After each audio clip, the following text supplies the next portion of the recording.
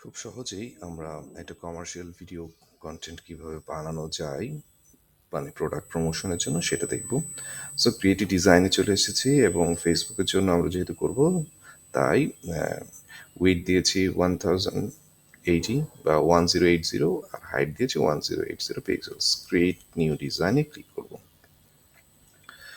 আমরা আজকে দেখব যেহেতু রমজান, সেহেতু একটা রমজানের প্লেটার কিভাবে আমরা প্রেজেন্টেশন করব বা ইফতার প্লেটার কিভাবে প্রেজেন্টেশন করব। সো আমরা একটা ব্যাকগ্রাউন্ড চেক করে নিচ্ছি। আমরা ধরুন একটা ব্যাকগ্রাউন্ড নেওয়ার চেষ্টা করব বা এটাকে আর একটু ডিপ করার চেষ্টা করব। পরবর্তীতে আমরা একটা ইফতার প্লেটারকে কিভাবে সবার সামনে খুব সুন্দর করে প্রেজেন্টেশন করব অনলাইনে সেল করার জন্য সেটা আমরা দেখব।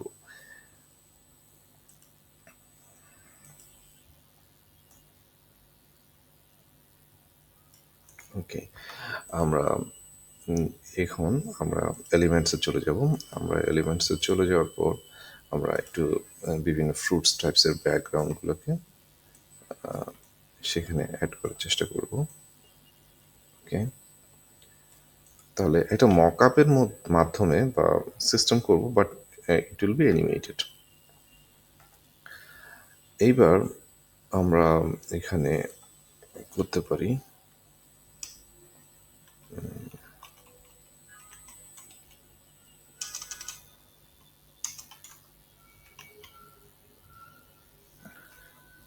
let's have a check fruits and vegetable background.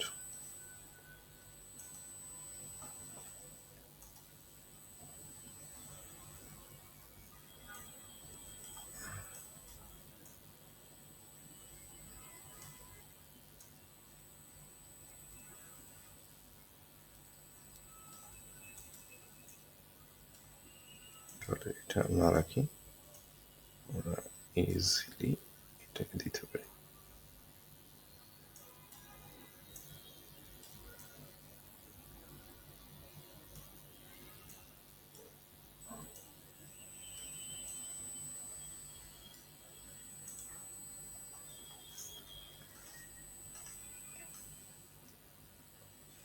এখানে প্রচুর পরিমাণে ব্যাকগ্রাউন্ড আছে, আমরা সেটাও দেখছি। সো এখন আমরা এই আইটেমটাকে সিলেকশন করব, মানে প্রেজেন্টেশন করব। এটা অনলাইন থেকে নেওয়া, বাট এটাকে আমরা চিন্তা করছি এটাকে আমরা ফুড প্ল্যাটার হিসেবে শো করব। তো এই আইটেমটাকে আমি সেভ করে নিয়েছিলাম, সেভ এজ ইমেজ দিয়ে অল ফাইল সিলেক্ট করে রামাদান প্লেটার নামে সেভ করেছিলাম, রামাদান ইফতার প্লেটারের জন্য। ওকে, এবার এটাকে আমি এখানে কিভাবে আপলোড করব সেটা আমরা দেখব। আপলোডে যাব, আপলোড ফাইলস, আপলোড ফাইলসে গিয়ে এটাকে আপলোড করার চেষ্টা করব। সো আমরা সঠিকভাবে আপলোড করার জন্য আমি এটাকে আবার সুন্দর করে সিলেকশন করে নিব। আমি প্রিন্ট স্ক্রিনে গিয়েছিলাম, প্রিন্ট স্ক্রিনে যাওয়ার পরে এটাকে আমি সিলেকশন করেছি, সেভ এস, সেভ এস গিয়ে আমি এখানে ডাউনলোডে চলে যাব। রামাদান ইফতার প্লেটার বা রামাদান ইফতার সামথিং আইটেম এভাবে আমরা লিখতে পারি, বা রামাদান ইফতার ইফতার আইটেম। ওকে, আমরা লিখলাম। লিখার পরে আমরা এটাকে এবার আপলোড ফাইলসের মাধ্যমে কি করব, আপলোড করে দেব।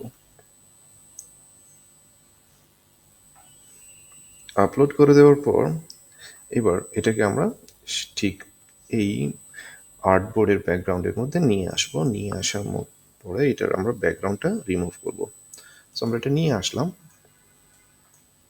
নিয়ে আসার পর আমরা এডিট ফটোসে যাব, ফটোসে গিয়ে ব্যাকগ্রাউন্ড রিমুভার। যদি আপনার ক্যানভা প্রো এডিশন হয়ে থাকে তাহলে আপনি এই ফিচারটি পাবেন, আর যদি না হয় তাহলে আপনাকে চলে যেতে হবে remove.pg-তে, এখানে যেতে হবে। এখানে গিয়ে আপনাকে ফ্রি এডিশন মানে এটাকে এখান থেকে রিমুভ করে নিতে হবে।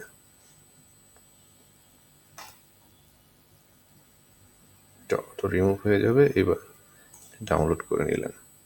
সো এখানে সেটা আপলোডের মাধ্যমে ব্যবহার করবেন। আর আমি যেহেতু এখানে ব্যবহার করছি, আচ্ছা আমি আপলোডের মাধ্যমে ব্যবহারটা দেখাই দিই। পরপর দুইটা একসাথে অপারেশন দেখাবো, কোনো সমস্যা নেই। যেটা নিয়েছিলাম সেটা হচ্ছে এটা ব্যাকগ্রাউন্ড ফ্রিটা, এটা ব্যাকগ্রাউন্ড ফ্রি। বাট আমরা এই আইটেমটাকে এখানে ব্যাকগ্রাউন্ড ফ্রি করব হচ্ছে কিসের মাধ্যমে, ক্যানভা প্রো এর মাধ্যমে। তাহলে এডিট ফটো, ব্যাকগ্রাউন্ড রিমুভার।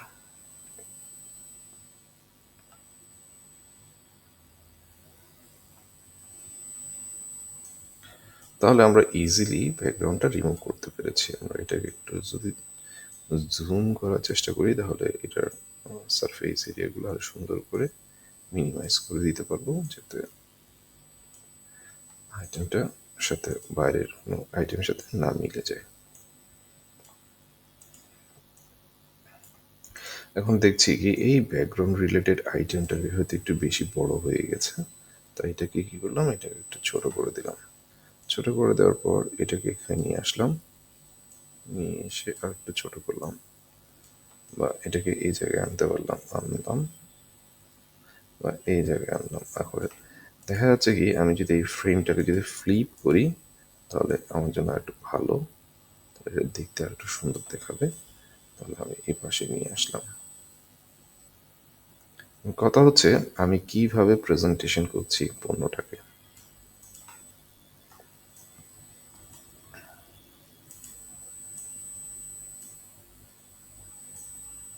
ওকে, তাহলে আমি কিভাবে প্রেজেন্টেশন করছি সেটা হচ্ছে মুখ্য বিষয়। এইবার আমি এখানে কিছু জিনিস সাজাবো, সেটা হচ্ছে কি হয়তো আমার ক্যাপশন এবং আমার কাস্টমারকে অ্যাট্রাক্ট করার জন্য আমার কিছু টেক্সট। তাহলে আমি কিভাবে সেটিকে সাজাতে পারি।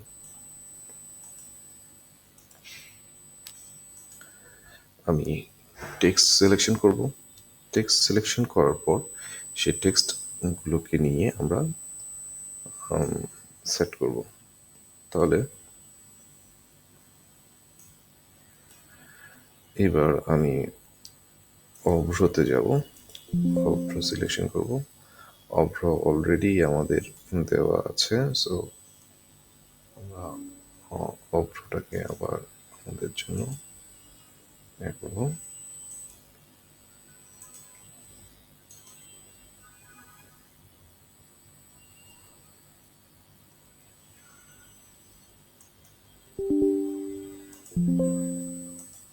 আচ্ছা, প্রজেক্টের দিকেই চলে যায়।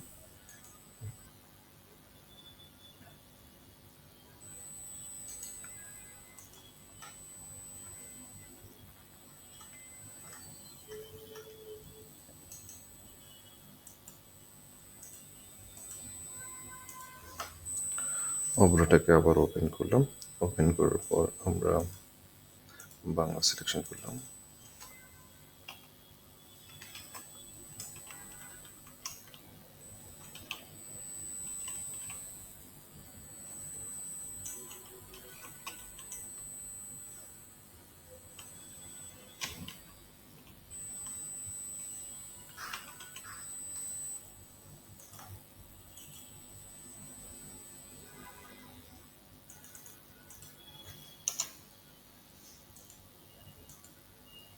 ওকে, আমরা অ্যালাইনমেন্ট সেট করলাম।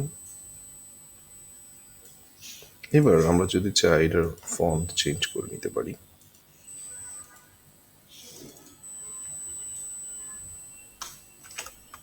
মনে করলাম কি আমরা একটাতে রাখবো, আর এটাকে একটু বড় করবো হয়তো এই ফন্টটাকে।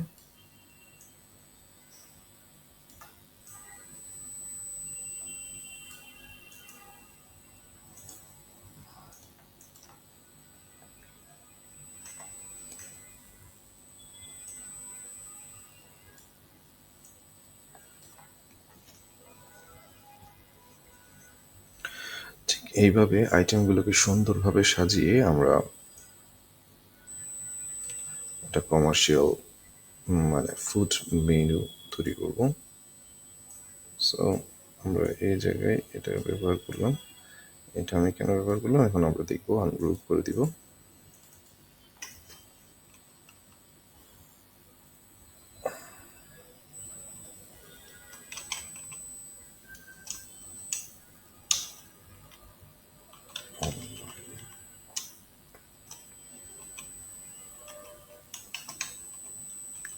করুন।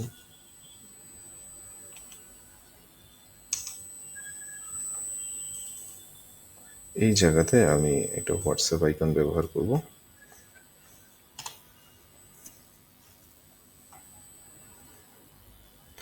যেহেতু হোয়াটসঅ্যাপ আইকনটা ব্যবহার করার কারণ হচ্ছে যাতে কাস্টমার বুঝতে পারে যে এটা হোয়াটসঅ্যাপেও অর্ডার দেওয়া যায়।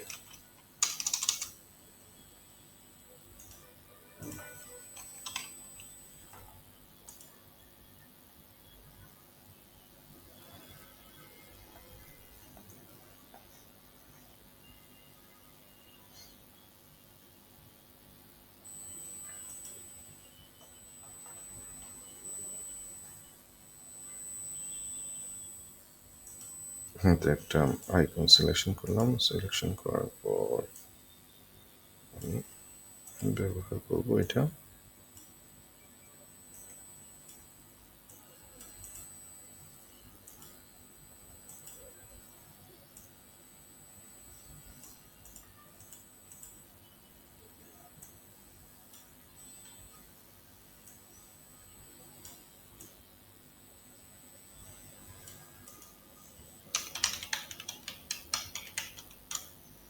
একটা নম্বর সেট করলাম।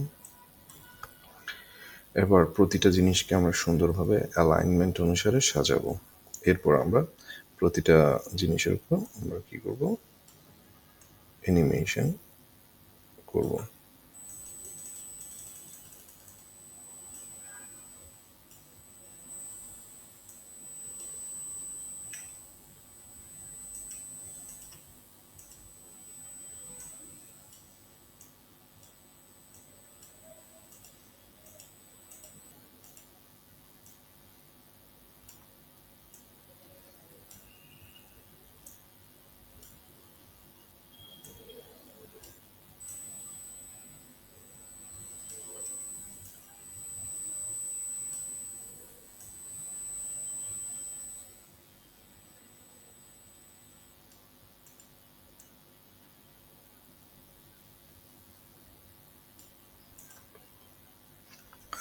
এখন প্রতিটা জিনিসকে আমরা সাজানোর পর পর আমরা আস্তে আস্তে এখানে আমরা কাজ করব হচ্ছে মানে অ্যানিমেশন রিলেটেড কাজগুলো দেখব।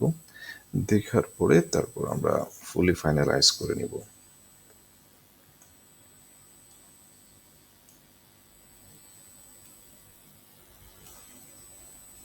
এবার এটার আমরা ফন্টটাকে চেঞ্জ করব।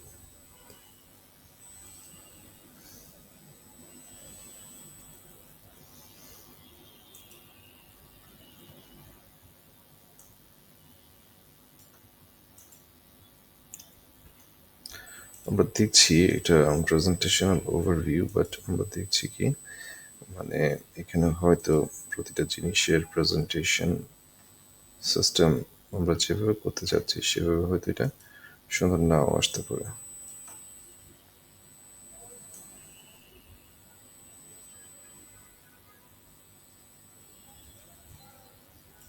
ওকে, এবার এই দুটো কালারকে আমরা চেঞ্জ করে দিলাম।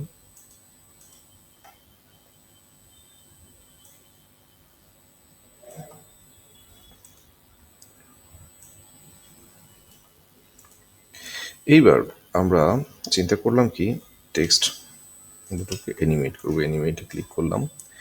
অ্যানিমেটে ক্লিক করে আমরা বিভিন্ন ধরনের টেক্সট ইফেক্ট ব্যবহার করতে পারি, বাট আমরা মানানসই কিছু টেক্সট ইফেক্ট ব্যবহার করব। এটা করলাম, একটু স্পিডটা কমাই দিব। এরপর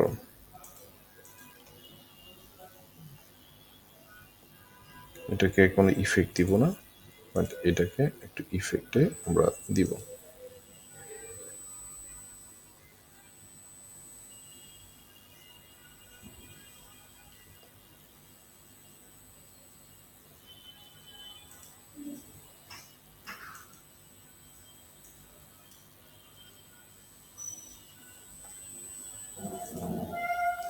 এরপর আমরা এটির মধ্যে অডিও একটা ইফেক্ট দেওয়ার চেষ্টা করব।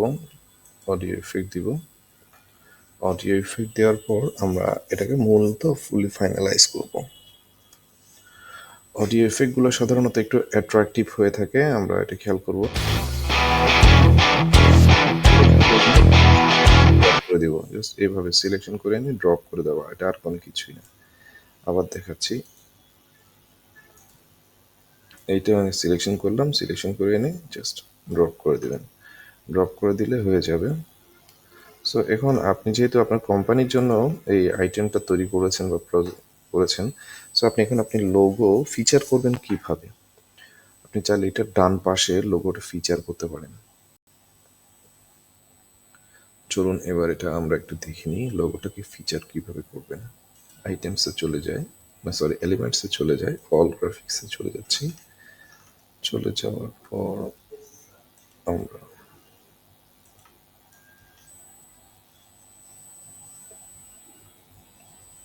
প্রতিটা জিনিসটাকে দেখব।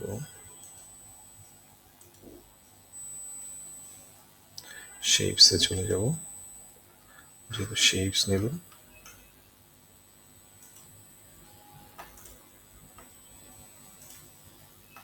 শেপটা নিলাম। এবার আমি শেপটাকে রোটেট করব।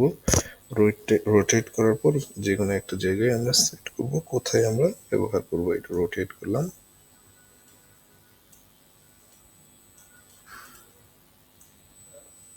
রোটেট করার পর আমরা এই জায়গায় যতটুকু ব্যবহার করবো ততটুকু আমরা মনে করলাম কি এই জায়গাটাতে আমরা লোগো ইউজ করব। বাস। আর এই দুটো এলিমেন্ট আমরা একটু উপরেও রাখতে পারি।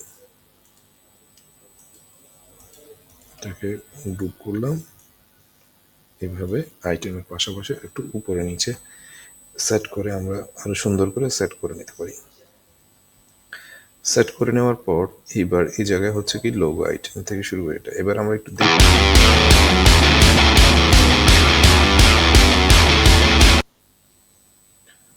আচ্ছা এটা অ্যানিমেট হতে হতে এটা একদম আরো বাম পাশে চলে আসছে। সো আমরা এটাকে আর একটু ডান পাশ থেকে নিয়ে আসবো অথবা ছোট করার চেষ্টা করব। আমার মনে হয় একটু ছোট করলে ভালো হবে। ওকে, এইবার আমরা আবার একটু,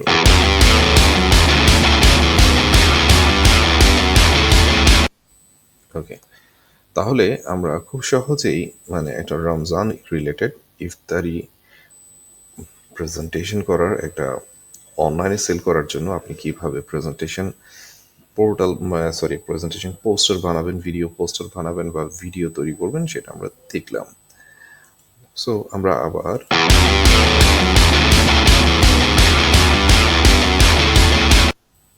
তাহলে আমরা খুব সহজেই রমজান রিলেটেড এই ধরনের একটা খুব প্রফেশনাল সুন্দর একটা ভিডিও প্রেজেন্টেশন আমরা খুব ইজিলি বানাতে পারি। আর ভালো লাগলে আমার সাথেই থাকবেন এবং আমার প্রতিটা লেকচারকে বা প্রতিটা টিউটোরিয়ালকে আপনারা শেয়ার করবেন। ধন্যবাদ সবাইকে। আসসালামু আলাইকুম।